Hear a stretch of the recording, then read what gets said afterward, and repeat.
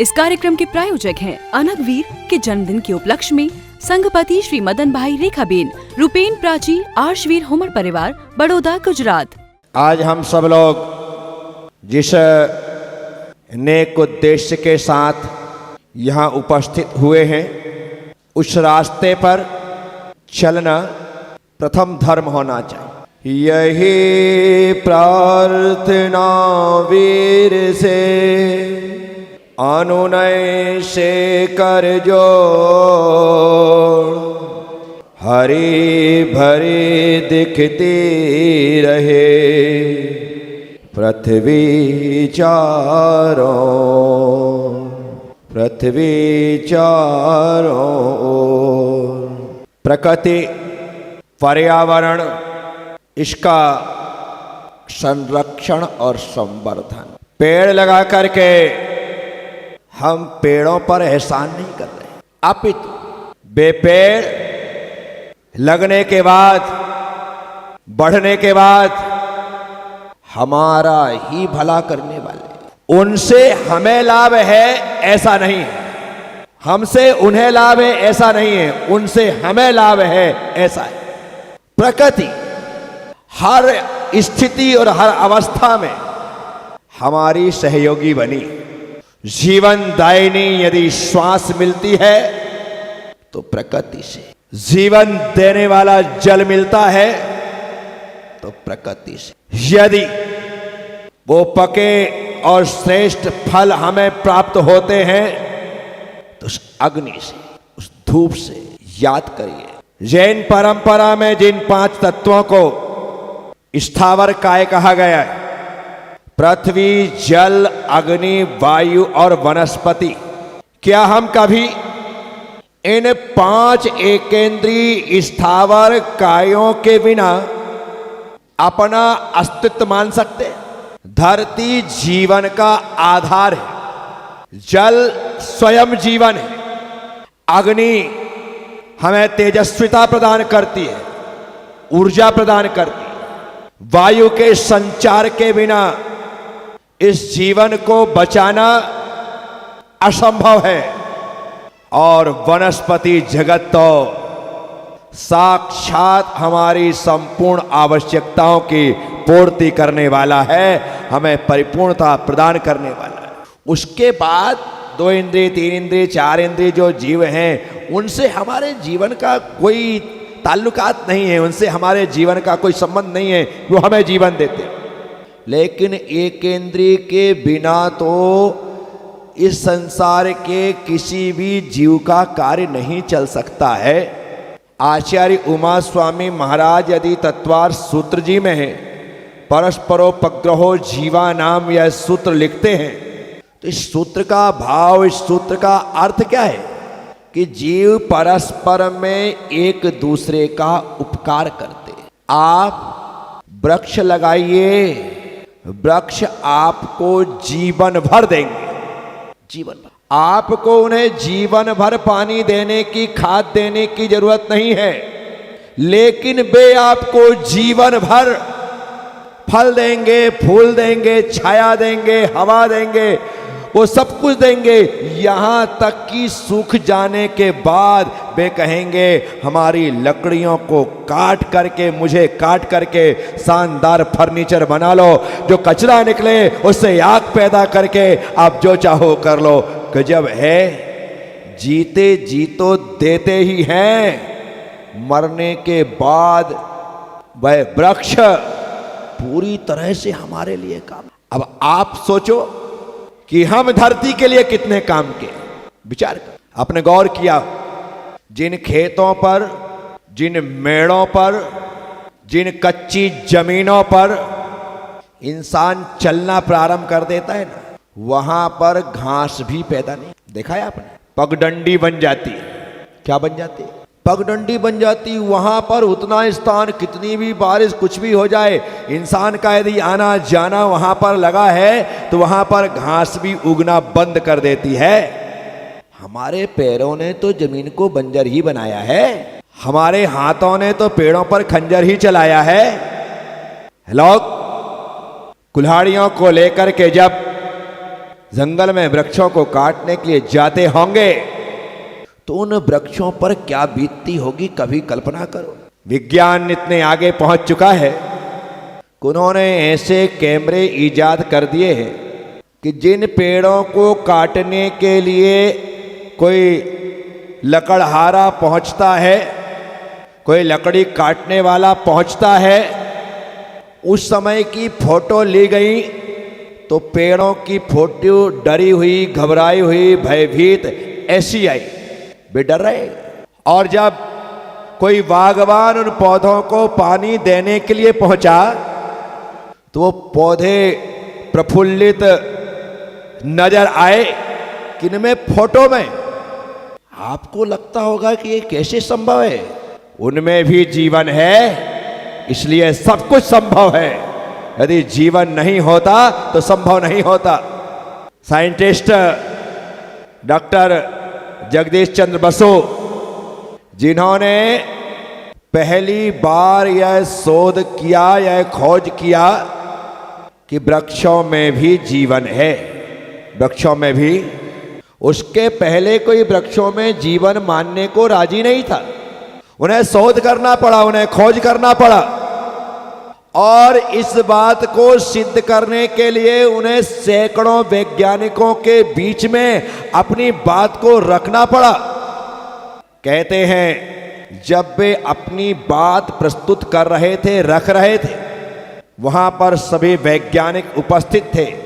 जगदीश चंद्र जी ने बड़े दावे के साथ कहा कि जिस तरह से जीव तत्व हमारे भीतर है, जिस तरह से जीवन हमारे भीतर है, उसी तरह से जीवन इन वृक्षों के भीतर है।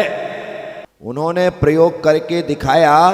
एक इंजेक्शन में पाइजन लिया और पाइजन लेकर के एक पौधे को वह इंजेक्शन लगाया प्रयोग दिखलाने के लिए। लेकिन इस बीच चालाकी करते हुए किसी एक वैज्ञानिक ने पाइजन को हटा करके उस स्थान पर सिर्फ उस कलर का पानी रख दिया ताकि अभी इनकी मजाक बन जाए।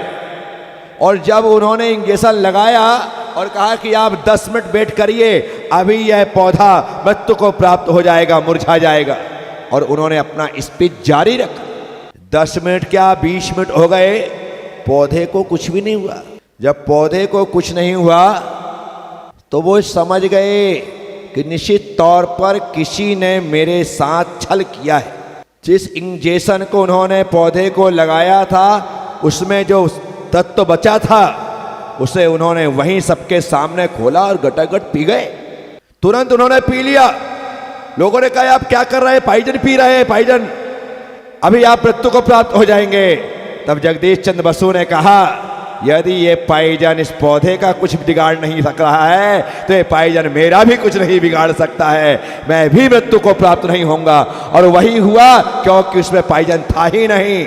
लेकिन जब हकीकत में फिर से पाइजन का इंजेक्शन लगाया गया, पौधा 10 मिनट के अंदर मृत्यु को प्राप्त। उनमें जीवन शक्ति है।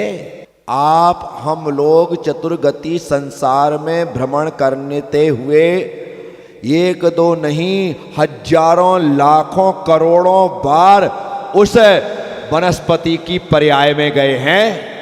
कितने कितने बार तुम बड़ के पौधे बने, पीपल के पौधे बने, आम और अमरूद के पौधे बने, नीम और इमली के पौधे बने, हर बहेड़ा आंवला बने। ऐसा कौन सा पौधा है, कौन सा वृक्ष है जो हम नहीं बने? हर पर्याय को हमने, हर अवस्था को हमने धारण किया है। आज अपने अतीत को याद करते हुए कि कभी उन पर्यायों में हम थे, आज मनुष्य की पर्याय में है। तो मनुष्य हैं तो विवेक है, और इस विवेक के होने के साथ हम संकल्प करते हैं कि हमारे साथ जो हुआ था अब इन पौधों के साथ हम वैसा नहीं होने देंगे, इन्हें कटने नहीं देंगे, इन्हें नष्ट नहीं होने। साथियों, एक पौधे को वृक्ष बनने में 10 से 20 साल लग जाते हैं। बराबर तरीके से उस तने को मोटे होने में इतना वक्त लग जाता है। काटने में समय कितना लगता है? आज बुलाओ, अभी काटने वाले। अब तो ऑटोमेटिक मशीनें आने लगी हैं, सारे के सारे मोटर से चल रही है, यूं आरा लगाते हैं, पूरा का पूरा पेड़ तुरंत कट के नीचे गिर जाए। अब उस पेड़ को लगाने में वक्त कितना लगेगा?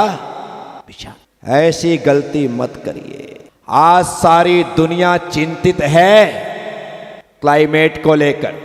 आज सारी दुनिया चिंतन कर रही है इस पर्यावरण को लेकर। ग्लेशियर लगातार पिघलता चला जा रहा है। क्यों पिघल रहा है ग्लेशियर? तापमान इतना बढ़ गया कि पिघल रहा है। और यदि यही स्थिति जारी रही तो आने वाले समय में क्या होगा आप अंदाजा नहीं लगा सकते। इसीलिए समय रहते हुए सभी को जागृत होने की आवश्यकता है। दुर्भाग्य है इस सदी का कि लोगों को इतना सब कुछ जानते हुए, देखते हुए, सुनते हुए भी अकल नहीं आ रही है।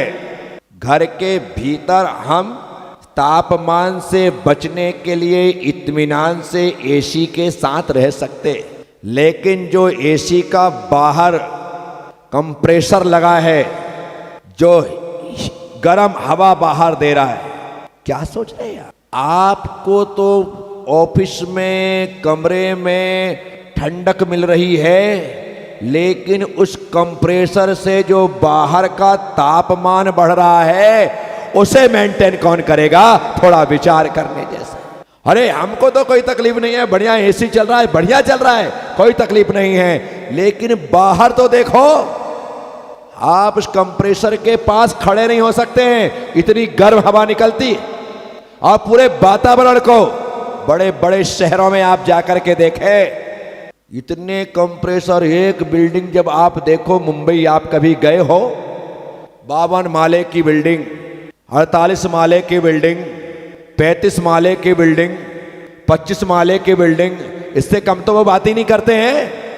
परमिशन मिल रही है, आप बनाओ 52 माले की, 55 माले की, 60 माले की, 70 माले की बिल्डिंग बन रही है। एक एक माले में कम से कम 4 फ्लैट, कम से कम। एरिया बड़ा हो 8, 16, 32 फ्लैट एक माले। साथियों, हर माले में एक फ्लैट, हर फ्लैट में 2 BHK हुआ, 3 का हुआ, 4 का हुआ, तो जितने कमरे उतने एसी, जितने कमरे उतने एसी। ऐसा नहीं कि एक फ्लैट का एक एसी, जितने कमरे उतने एसी। यदि उसका जो हॉल है उसकी साइज थोड़ी बड़ी हुई तो हॉल में 2 से 4 एसी। विचार करो। ये तो छोड़िए, एसी की आदत इतनी ज्यादा हो गई कि महिलाओं ने तो किचन में भी एसी लगवा ली कि भाई यहां भी लगवा दो, सहन नहीं होता है। विचार करना, हमारे द्वारा कितना तापमान बढ़ाया जा रहा है। हम तापमान को बढ़ाने में कारण, अब ग्लेशियर नहीं पिघलेगा तो क्या होगा? अरे हम ही पिघल जाएंगे। साथियों, ये जितनी सुविधाएं बढ़ी हैं उतनी दुविधाएं बढ़ी।